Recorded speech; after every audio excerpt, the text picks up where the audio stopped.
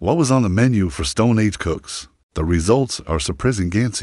European hunter-gatherers were far more advanced in their cooking methods than previously thought. A new study has found, combining ingredients in remarkably selective ways, with cuisines even varying by region. Researchers analyzed the burnt remains of food stuck to the side of pots, called food crusts, and found that Stone Age cooks used a range of plant and animal products to create meals. The team's findings, published Wednesday in the journal PLOS ONE, provide new insights into the diets of Europeans who lived between 5,000 and 8,000 years ago.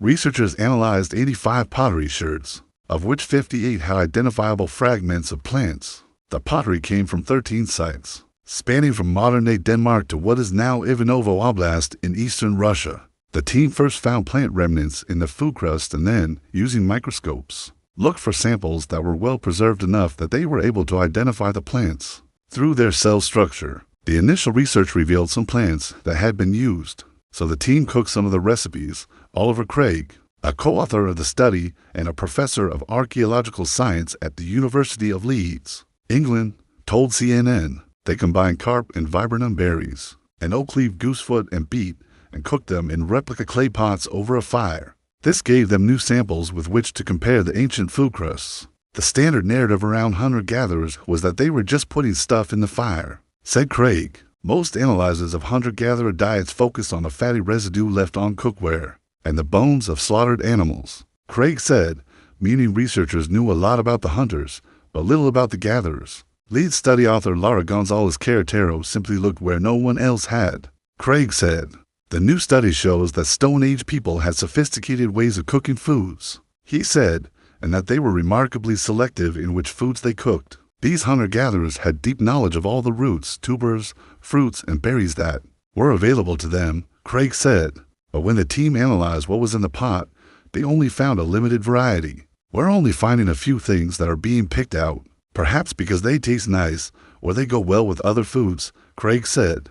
Regional cuisine. Not every region had the same tastes, despite ingredients being available across Europe.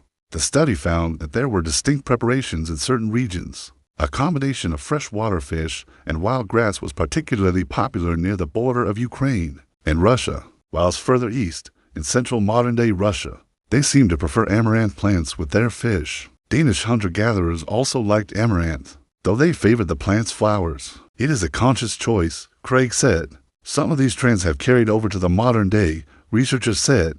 Viburnum berries, also known as Gelder rose berries, which were found in multiple samples, are still eaten across Poland, Ukraine, and Russia. The idea that Stone Age people relied on hunting is fundamentally wrong, said Mark Robinson, an associate professor of archaeology at the University of Exeter, England, who was not involved in the study. Instead, research now suggests that they had a sophisticated approach to using plants. Robinson told CNN, despite some of the ingredients identified in the pots still being used today, Robinson pointed out that we still know remarkably little about how foods were combined into meals or how culinary traditions and recipes developed over time.